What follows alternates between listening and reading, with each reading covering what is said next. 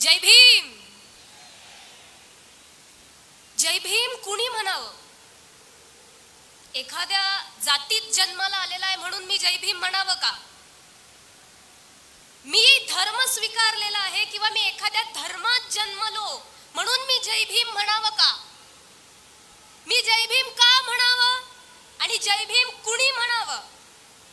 या भारत देशात असलेला प्रत्येक कामकरी, प्रत्येक शेतकरी, कुठला कामकरी, एक उदाहरण देते, जितक्याही मोठ्या मोठ्या बिल्डिंग्स या मुंबईमध्ये दिसतायत ना, त्याच्या बिल्डरच्या हाताखाली छोट्यातला छोटा मजूर जो जो काम करतो त्या प्रत्येकानं जय भीम म्हटलं पाहिजे.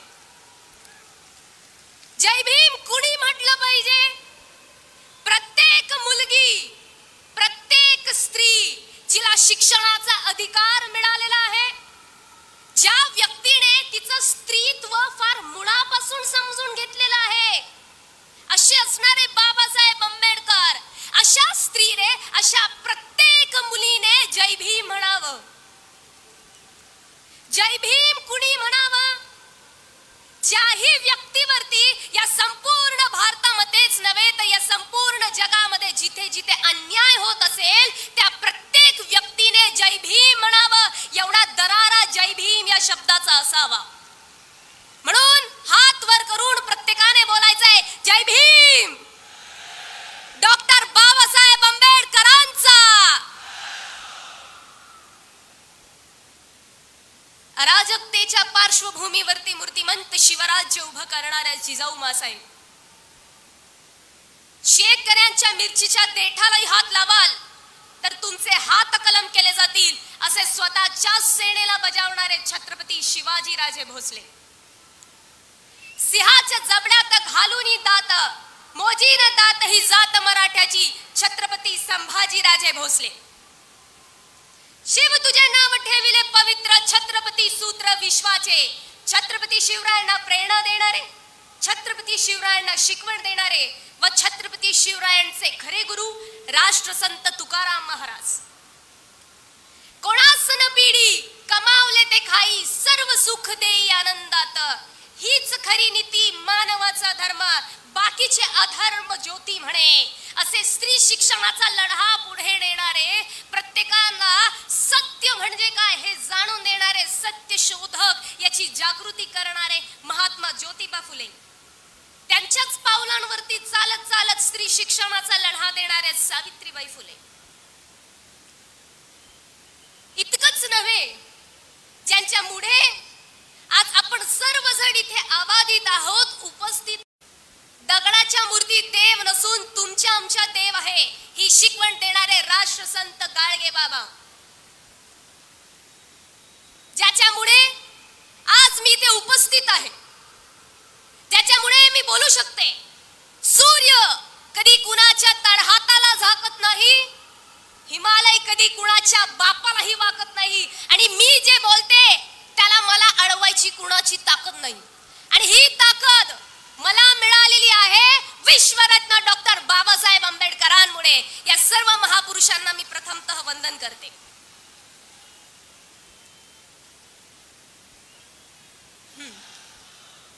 आज जर सांगायचं झालं तर काहीशे सोप्या सरळ ओळींमध्ये मी सांगते कशासाठी आपण इथे उपस्थित आहोत. This trampling essence of words, selective but appreciable all constitutions, the virtuous ethos of each and every religious spirit, the immortal soul of most diversified nation that is India, and eternal spirit of pragmatic and true-hearted Indian citizen.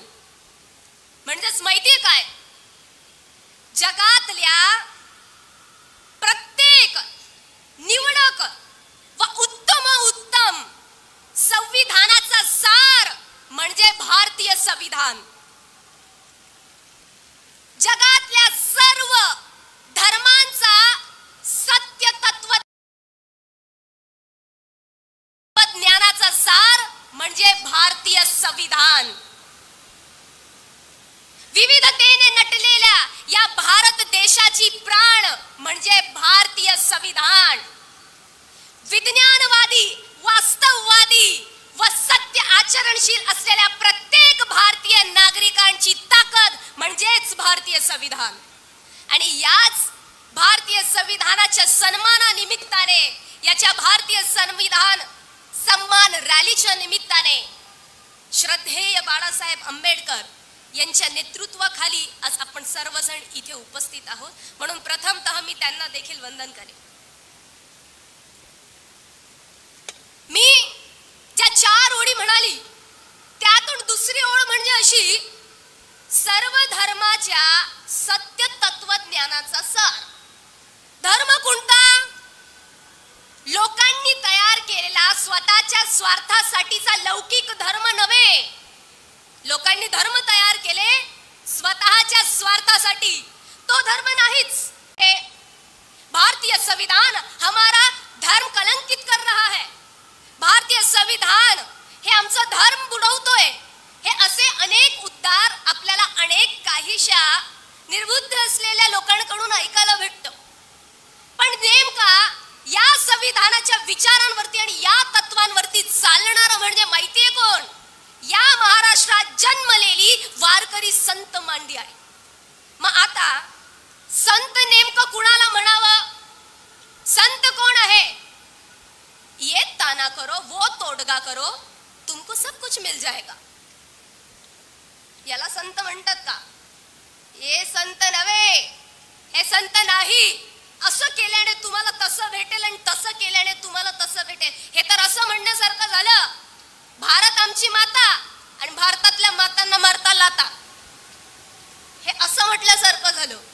एक प्रकारे सांगायचं झालं, हे नावापुरतीचं घेतलेलं सोंग, नावापुरतीचं घेतलेलं सोंग, पण लोक पुसतात यांचंच ढोंग.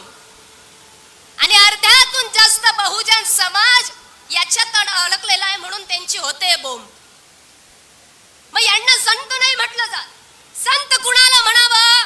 संत तो व्यक्ती जो संपूर्ण समाजासाठी जगतो, जो समाजाचं हित जोपासतो. संत त्यांना म्हणावं जे स्वतःसाठी दान मागत नाही, संपूर्ण विश्वासाठी दान मागतो. आता विश्वात्मके देवे, जो विश्वासाठी दान मागतो. आणि संत ते जे मनुष्यामध्ये परिवर्तन करतात आणि तेच परिवर्तनवादी संत म्हणजे ही वारकरी संत मांदी आहे. मग वारकरी कुणाला म्हणावं? दुष्ट परंपरा, कुरीती व जिथेही कोणत्या प्रकारचा अन्याय अत्याचार होतोय त्याच्यावरती वार करणारा म्हणजे खरा वारकरी. आणि याच्यावरतीच जे नेहमी चालतात, धर्माचे पालन करणे, पाखंड खंडन, तेच संत तुकाराम महाराज जे नेहमी इथे संविधानिक पद्धतीने चालत असतात. मग आता ही संत मंडळी कशा प्रकारे आलेली आहे? भारताची प्रस्तावना, भारतीय संविधानाची प्रस्तावना कधी आपण बघितली आहे का? मला असं वाटतं जी स्क्रीन आहे त्याच्यावरती काहीशे शब्द झळकत आहेत. तर भारतीय प्रस्तावनेमध्ये 4 मुख्य शब्द आहेत: जस्टिस, इक्वॅलिटी, फ्रॅटर्निटी आणि त्याचबरोबर अनेक प्रकारचे जे महत्त्वाचे शब्द आहे, हेच सर्व महत्त्वाचे शब्द या संविधानाच्या माध्यमातून वारकरी संत मांदियाळी घेतात. 750 वर्षांपूर्वीची ही परंपरा, त्या परंपरेमध्ये सर्वात प्रथम येतात संत नामदेव महाराज. ते नामदेव महाराज या जगात कोणत्याही प्रकारचा भेदभाव नसून सगळेचे सगळे एक आहे अशा एकेश्वर ईश्वराचा वाद मांडतात. पांडुरंग कुणाचा असावा? तर संपूर्ण जनतेचा असावा. उच्च नीचता कोणताही धर्मभेद नसावा, ही संत मांडियाळी मांडतात. त्यानंतर आणखी पुढे सांगून जायचं झालं तर ही संत मंडळी त्याच काळामध्ये किती वैचारिक होती ते बघा. संत रोहिदासजी जे नेहमी जातीवादावरती प्रखरपणे वार करतात आणि काय म्हणतात?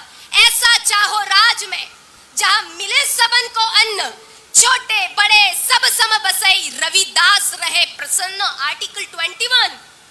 तुम्हाला जीवन जगण्याचा अधिकार आहे, प्रत्येकाला अन्न सेवन करण्याचा अधिकार आहे, सगळे समान आहेत, हा विचार मांडणारे संत रोहिदास. आणखी पुढे सांगायचं झालं संत चोखामेळा. ज्या काळामध्ये कुणी पुढाकार घेत नव्हतं, स्वतःला तुच्छ लेखत होता, आम्ही पुढे कसं जायचं, त्या भक्तीची ज्योत पेटवत संत चोखामेळा पुढे निघाले. कोणी रोखलं तरी सुद्धा मी पुढे चालणार आणि त्या पांडुरंगाचं दर्शन घेणार. का तर वारकरी संत मांदियाळी ही त्यांच्या सोबत होती. कोण कोण होता आणखी संतांच्या मांदियाळीत? आम्ही वारिका करू हजामत बारिका संत सेनानावी महाराज, कांदा मुळा भाजी अवघी विठाई माझी संत सावता माळी. आणखी पुढे सांगायचं झालं तर याच संत मांदियाळीमध्ये महिला संतांचं अग्रगण्य स्थान. संत जनाई माहितीये काय म्हणतात? डोईचा पदर आला खांद्यावरी भरल्या बाजारात जाईन मी. माझा पदर जरी खारीक आला, कोणी मला हजारो लोकांनी जरी टोकलं तरी मी बंड करून समाजात जाईल. ही बंड करण्याची ताकद या वारकरी संत मांदियाळीमध्ये होती. मग ती संविधानाशी संलग्न कशी काय आहे, कशा पद्धतीने आहे? तर बघा, संतांनी व्यक्त केलेले आहेत स्वतंत्रपणे स्वतःचे विचार स्वतःच्या अभंगांमधून. तर हेच आपल्याला सांगतं article 19 freedom of speech and freedom of expression.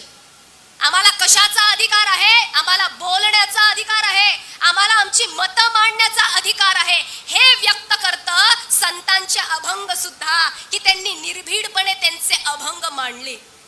मग वारकरी संत मांदियाळी ही संविधानिक संत मांदियाळी आहे. इतकंच नव्हे, आणखी पुढे सांगायचं झालं तर संत मंडळी विचार मांडतात की या पांडुरंगा पुढे सगळे समान आहेत. छोटा असेल, मोठा असेल, गरीब असेल, श्रीमंत असेल, कुठल्याही जातीचा असेल, कुठल्याही धर्माचा असेल. आर्टिकल 14 इक्वॅलिटी बिफोर लॉ, कायद्या पुढे सगळे समान आहेत. हे संविधानाने अधिकार दिला. तोच अधिकार ही संत मांदियाळी सुद्धा तिथे मांडते की या देवाच्या पुढे तर सगळे सारखेच आहेत. कसे बघा, समविचाराचे असणारी ही संतांची मांदियाळी आणि त्याच बरोबर संविधान आहे. आणखी पुढे सांगायचं झालं, संत जनाई बंड तर करतात, संत मुक्ताई नामदेवरायांना उपदेश देतात, ज्ञानोबरायांना उपदेश देतात, त्याचबरोबर 1400 वर्षाचं तप केलेल्या चांगदेवाला उपदेश देतात. हे काय संदेश देतो आपल्याला? की इथे स्त्री पुरुष समान आहे. आणि त्यालाच म्हटलं गेलं आहे article 15 prohibition of discrimination on grounds of religion, caste and gender. Gender म्हणजेच काय? लिंगाबद्दल कोणीही भेदभाव करणार नाही. संविधानाच्या बरोबरीतच असलेली ही संत मांदियाळी जी सर्वांना समान मानते. आणखी पुढे सांगायचं झालं, ही संतांची मांदियाळी संत नामदेवांपासून तर संत शेख मोहम्मद यांच्या पर्यंत कशा पद्धतीने समान आहे. तर इथे कुठल्याही प्रकारचा भेदभाव कसा नाही. संत चोखामेळा वारीमध्ये निघाले आणि त्या वेळेला अस्पृश्यता ही फार जोरदार पद्धतीने मानली जायची. आणि वारीला निघालेले असताना संत चोखामेळा भजन म्हणत म्हणत जातात, जोहार मायबाप जोहार, तुमच्या महाराजचा मी महार, असे उद्गार काढतात. आणि असंच अभंग म्हणत म्हणत माहितीये काय म्हणतात? हे देवा, माझ्याने तू वाटणार तर नाही ना? तुझा भजन करणारे जे संत आहे त्यांना जर मी स्पर्श केला तर ते तर वाटणार नाही ना? हा विचार करत संत चोखामेळा नामदेवरायांच्या भेटीसाठी गेले आणि नामदेवरायांचा एक हात दूर होऊन खाली पाया पडण्यासाठी संत चोखामेळा वाकले. त्यांच्या मनात प्रश्न होता, मी तर अस्पृश्य आहे, संत नामदेव महाराज माझा स्पर्श कस काय सहन करतील, म्हणून मी दुरून चरण स्पर्श करतो. परंतु संत नामदेव महाराज काय करतात? स्वतःच्या दोन्ही हातांनी चोखामेळ्यांना उभा करतात आणि घट्ट असं आलिंगन देतात आणि म्हणतात, इथेच सगळा भेदभाव संपला. कोणीच अस्पृश्य नाही, कोणीच महान नाही, सगळे समान आहेत. फक्त विचार शुद्ध असण्याची आवश्यकता आहे. याच विचारधारेला धरून चालणारी ही संपूर्ण संतांची मांदियाळी आहे. आणि हेच संविधानामध्ये आर्टिकल 17 सांगितलं आहे, ॲबॉलिशन ऑफ अनटचेबिलिटी.